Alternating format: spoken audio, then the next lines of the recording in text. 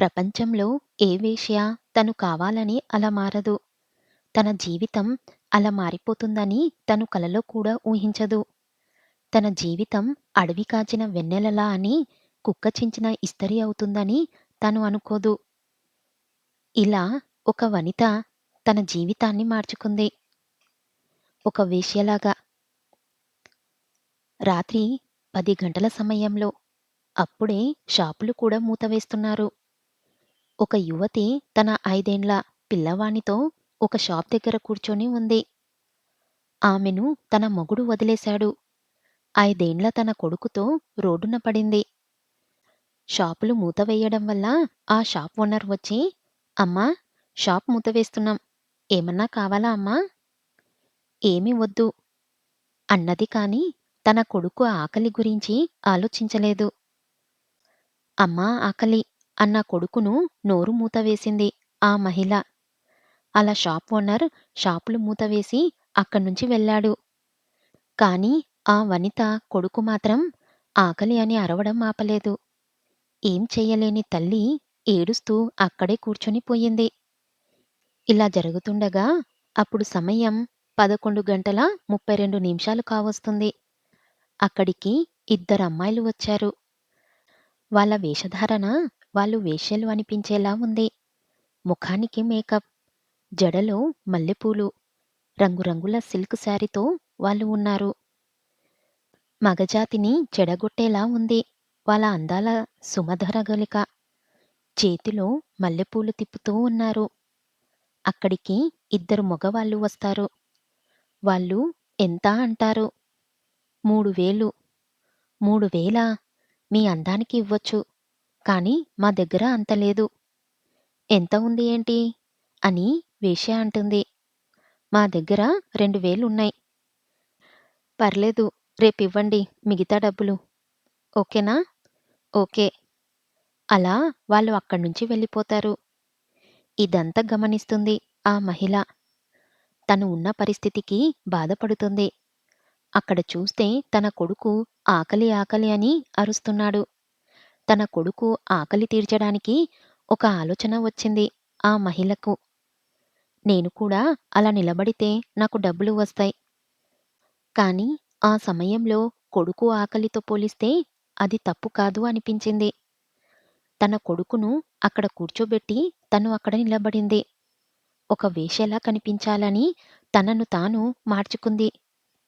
చీర కొంగును కొద్దిగా కిందికి దించి చూడగానే వేశ్య అనిపించేలా తనను తాను మార్చుకుంది. అమ్మ ఏం చేస్తుందో ఆ కొడుకుకి అర్థం కాలేదు. కొద్దిసేపటికి అక్కడికి ఒక కారు వచ్చి ఆగింది. అందులో నుంచి ఒక అతను దిగి అతను తాగి ఉన్నాడు. వచ్చి ఎంత అంటాడు. అమ్మాయిలు చెప్పినట్టుగానే 3000 అంటుంది. అప్పుడు అతను, "నీకు ఎంత ఇచ్చినా తక్కువే డియర్. ఇదిగో తీసుకో" అని తనకు డబ్బు ఇస్తాడు. ఆమె తీసుకొని ఒక షరతు. "ఏంటి? నాతో పాటు ఆ పిల్లవాడు కూడా వస్తాడు." "ఎందుకు?" "దీనికి ఒప్పుకుంటే నేను నీతో వస్తాను. లేదంటే లేదు."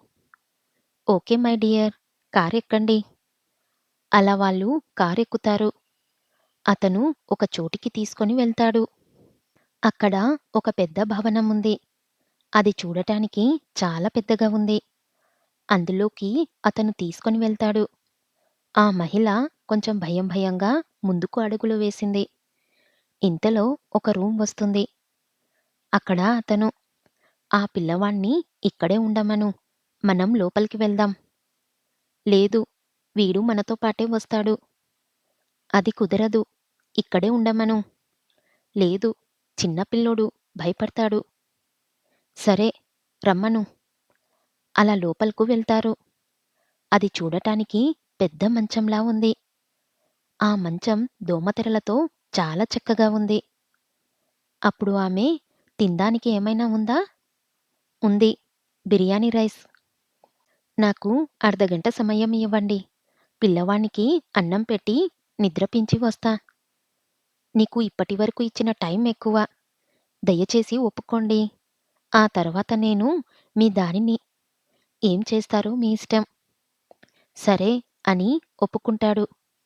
అలా తన కొడుకుకు అన్నం తినిపించి, నిద్రపించి వస్తుంది. వచ్చి మంచం మీద కూర్చుంటుంది. అప్పుడు అతను ఏం పేరు అని అడుగుతాడు. లక్ష్మి అని సిగ్గుతో సమాధానమిస్తుంది.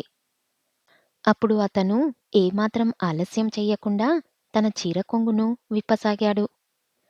తన నుదిటిలో ఒక ముద్దును అందించి మంచం మీద పడుకోబెట్టాడు. తన అధరములు ఆమె అధరములతో కలిశాయి. తన జాకెట్ హుక్స్ కూడా విప్పాడు. ఇప్పుడు అతను సరస శృంగార చుంబనంలో మునిగి తేలుతున్నాడు. ఇంతలో ఆమె కొడుకు నిద్రలేచాడు. లక్ష్మి ఒక్కసారిగా ఉలిక్కిపడి లేచింది. అతని పక్కకు మెట్టి తన కొడుకు దగ్గరకు వెళ్తుంది. ఏమీ లేదు నాన్నా, పడుకో అని మళ్ళీ నిద్రపుచ్చింది. మళ్ళీ అలా మంచం ఎక్కుతుంది. తను ఒక ఆడపిల్ల చెయ్యలేని పని కూడా చేసింది. తన శీలని వేరేవాడికి అర్పించింది. ఆమె ఉన్న మంచంలో అతను స్వర్గాన్ని చూశాడు. తను అలా ఉంటుంది మరి. తన అందాన్ని మాటల్లో చెప్పలేము. అలా ఉంటుంది. నిజమైన వేశ్య అనిపించింది. కాని ఆమె ముఖంలో చిరునవ్వు లేదు. అది గమనించలేదు అతను. అలా తనను అతను అనుభవిస్తాడు. ఉదయం 5 లక్ష్మి లేచింది. అతను తనకు డబ్బులిచ్చాడు. అలా తను వెళ్ళిపోయింది తన కొడుకుతో. తను వెళ్తున్న గమ్యం తెలీదు. ఎటు వెళ్ళాలో తెలీదు. తన కొడుకుతో లక్ష్మి వెళ్తుంది. ఇప్పుడు తన దగ్గర డబ్బు ఉంది. ఆ డబ్బుతో వాళ్ళు హోటల్లో భోజనం చేసి వెళ్తున్నారు. ఏం పని చెయ్యకుండా తింటూ ఉంటే కొండలు కూడా కరుగుతాయని లక్ష్మికి అర్థమైంది.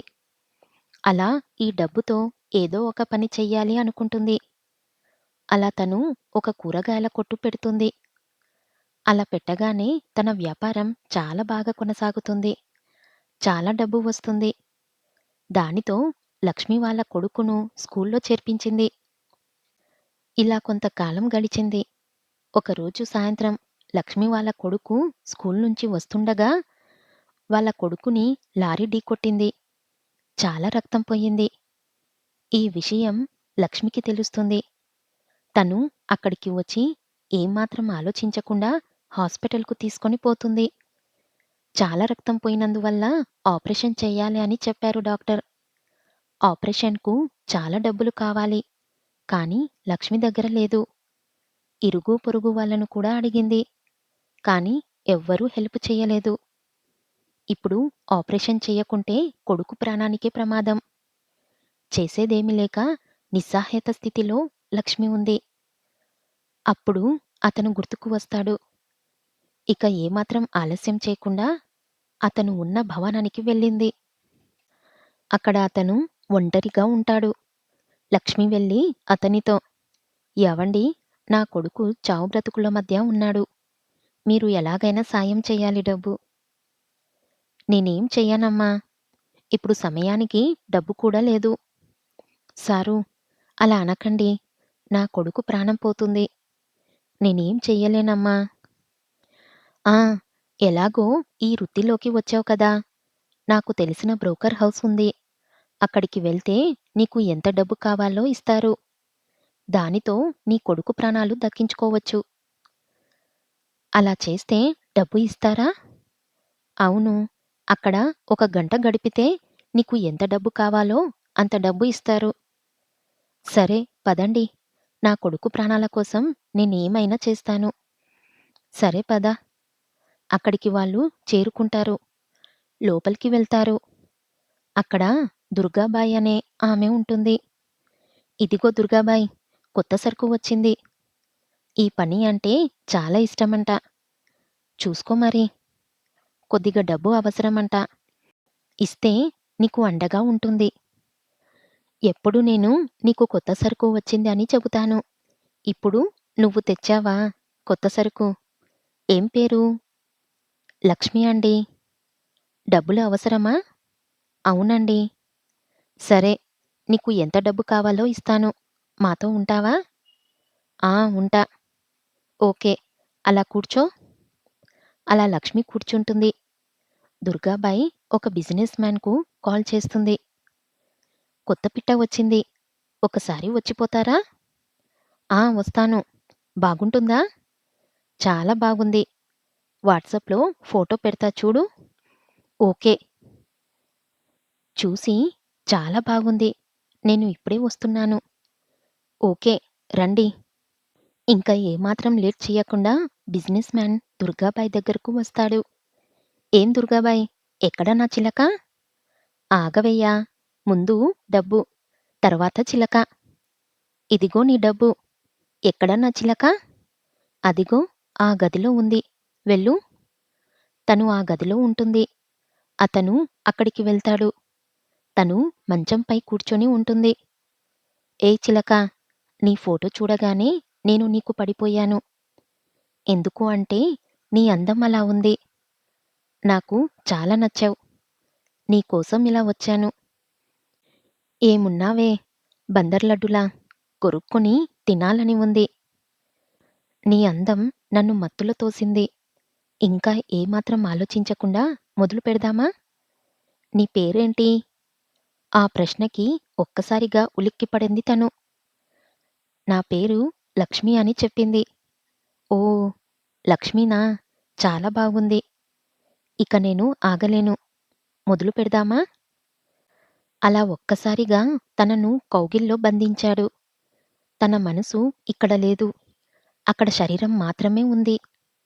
తన మనసు తన కొడుకు దగ్గర ఉంది. మొదటిగా అతను తన కాళ్ళపైన ముద్దు పెట్టాడు. అలా అలా తను ముఖం వరకు వచ్చేశాడు. ముందు తన చీరను తొలగించాడు. తన జాకెట్ కూడా.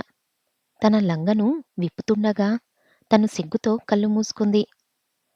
అలా వాళ్ళిద్దరూ సరసర శృంగార చుంబనంలో మునిగి తేలుతూ ఉన్నారు. కొద్దిసేపటి తర్వాత అతను గదిలో నుంచి వచ్చేస్తాడు. "దుర్గాబాయ్ సూపర్‌గా ఉంది. నాకు ఎప్పుడూ ఇలాంటి ఫీలింగ్ రాలేదు. నేను ఎప్పుడు వచ్చినా ఆ అమ్మాయి మాత్రమే ఉండాలి."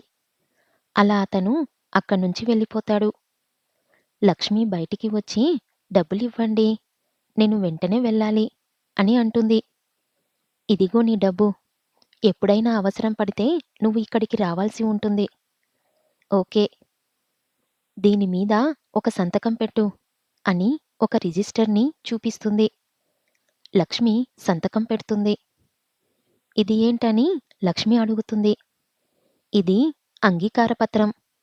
నువ్వు ఇంకా మాకు సొంతం అని ఇందులో ఉంది." "అలా ఎలా అవుతుంది?" "దీనిలో అంతే ఉంది. ఇక వెళ్ళు." అలా లక్ష్మి అక్కడ్నుంచి హాస్పిటల్‌కు వెళ్తుంది. వాళ్ళడిగిన డబ్బు కట్టేస్తుంది. ఇక డాక్టర్లు ఆపరేషన్ మొదలుపెడతారు. ఆపరేషన్ బాగా జరుగుతుంది. లక్ష్మికి కొద్దిగా బాధ తగ్గుతుంది. అలా తన కొడుకుకు బాగా కోలుకుంటాడు. లక్ష్మికి నెక్స్ట్ ఏం చెయ్యాలో తెలియడం లేదు.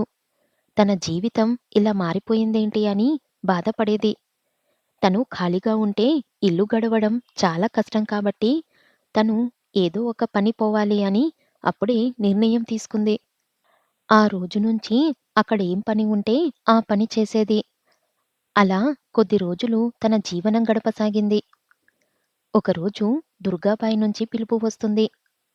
అక్కడికి మళ్ళీ వెళ్తుంది. "ఏంటి మళ్ళీ పిలిచారు? మీ డబ్బులు ఏదో ఒక పని చేసి తీర్చేస్తాను." "అది కాదే లక్ష్మి. డబ్బులు వాడికి కావాలి. నీతో ఒక పని పడింది. ఏం పనో చెప్పండి. నేను వెళ్ళాలి." "మొన్న వచ్చిన బిజినెస్ మ్యాన్ మళ్ళీ వచ్చాడే. ఇంతమంది నా దగ్గర ఉన్నా గాని వాడికి నువ్వే కావాలంట. వానికి నువ్వేం మందు పెట్టావో గాని ఇప్పుడా నాకు కుదరదు. అసలే నా కొడుకుకి ఏమైతుందో అని నేను భయపడుతున్నా." "ఏం కాదులే. నా మాట విను. ప్లీజ్ ఒప్పుకో." "నా వల్ల కాదు. నన్ను వదిలేయండి." "అలా అంటే ఎలా? నీకు కష్టం వచ్చినప్పుడు నిన్ను నేను ఆదుకోలేదా? ఇప్పుడు నాకు కష్టం వచ్చింది. నన్ను నువ్వు అర్థం చేసుకోలేవా? ప్లీజ్ నన్ను వదిలేయండి.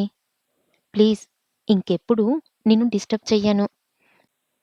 ఇదే లాస్ట్ టైం. ఆ గదిలో ఉన్నాడు వెళ్ళు." అలా లక్ష్మి ఆ గదిలోకి వెళ్తుంది. అక్కడ అతను లక్ష్మి కోసమే వెయిట్ చేస్తున్నాడు. "రా రా లక్ష్మి, నీ కోసం వెయిట్ చేస్తున్నాను. నాకు ఇద్దరు పెళ్ళాలు కానీ నువ్వు వాళ్ళనే మైమరిచిపోయేలా చేశావు. నువ్వు నాకు బాగా నచ్చావు. ఏం మాట్లాడావేంటి? లక్ష్మి, నేను నీకోసం వస్తే నువ్వు మూడాఫ్‌లో ఉన్నావు. ఏం మాట్లాడమంటావు? మాటలు రావడం లేదు. స్టార్ట్ చేద్దామా?" అలా అతను బెడ్ పైన తోసి, "లక్ష్మి, మై డార్లింగ్" అంటూ ఒక్కసారిగా తన మీద పడ్డాడు. తన ముద్దులతో తనను కవ్వించాడు. ఒక్కసారిగా తన చీర కుచ్చులను తొలగించాడు. తాను దీనస్థితిలో ఉంది. ఏమీ పలకలేదు. తన జాకెట్ హుక్స్ కూడా విప్పివేశాడు.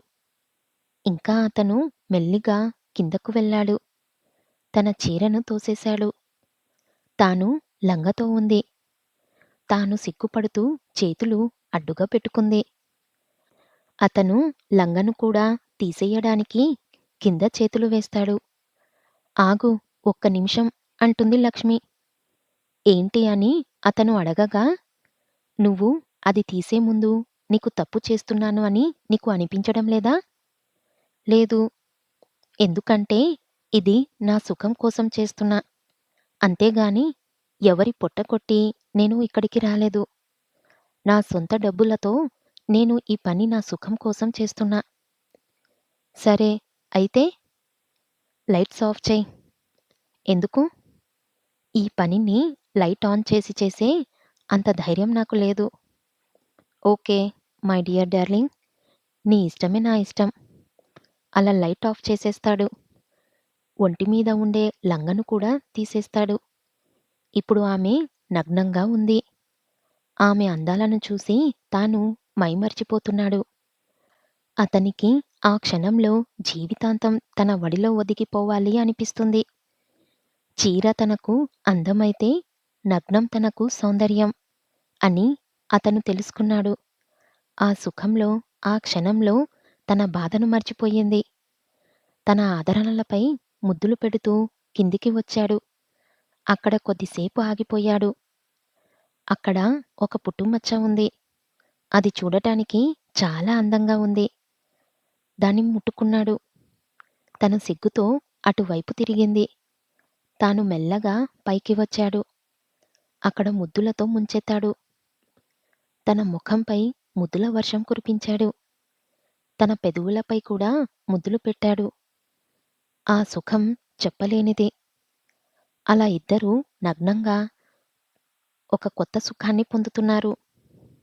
తరువాత అక్కడ్నుంచి బిజినెస్ మ్యాన్ వెళ్ళిపోతాడు. లక్ష్మి తన చీరను సర్దుకొని తాను అక్కడ్నుంచి వెళ్ళింది. ఇక తన పని చేసుకోవడానికి వెళ్ళింది. అక్కడ ఆమెను విచిత్రంగా చూస్తున్నారు. ఏమైందో అర్థం కాలేదు. ఏమైంది అని అడిగితే అక్కడ ఉన్న కాంట్రాక్టర్, "నువ్వు ఆ సానికొంపలోకి వెళ్ళడం చూశాను. నీకు పని ఇవ్వడం జరగదు. పో ఇక్కడ్నుంచి." "అలా అనకండి. పని లేకుండా నేనెలా బ్రతకాలి? నాకు ఒక కొడుకు. వాణ్ణి ఎలా పెంచాలి? ఛీ! నీలాంటి దానికి పని ఇస్తే నువ్వు అందర్నీ అలానే మారుస్తావ్. ఇక్కడ్నుంచి వెళ్ళు." "అది కాదన్నా." "ఇంకేమి చెప్పొద్దు. పో ఇక్కడ్నుంచి." అలా ఏడుస్తూ అక్కడ్నుంచి వెళ్తుంది. ఎక్కడ పని అడిగినా లేదు పో అంటున్నారు. ఒక హోటల్లో పని దొరికింది. అక్కడ చేరి పని చేస్తూ ఉంటుంది. ఆ కాంట్రాక్టర్, హోటల్ ఓనర్ ఇద్దరూ ఫ్రెండ్స్. అక్కడ్నుంచి ఫోన్ వస్తుంది. వెంటనే లక్ష్మిని పనిలో నుంచి తీసివేస్తారు. సిటీలో అందరికీ తెలుస్తుంది. తాను బ్రోకర్ హౌస్‌కి వెళ్లి వచ్చింది అని. ఎక్కడా పని దొరకలేదు. ఇంక ఇంటికి వెళ్తుంది. తన కొడుకు మంచం మీద పనుకొని ఉంటాడు. కొద్దిసేపు ఆలోచించి తన కొడుకుని లేపుతుంది. అన్ని బట్టలు బ్యాగ్‌లో సర్దిస్తుంది. తన కొడుకును తీసుకొని అక్కడ్నుంచి వెళ్తూ ఉంటుంది. "ఎక్కడికమ్మా?" అని కొడుకు అడుగుతాడు. "మనం ఈరోజు కొత్త ప్లేస్‌కి వెళ్తున్నాం." "సరే." అలా వాళ్ళు సానికొంపలోని దుర్గాబాయి దగ్గర వెళ్తారు.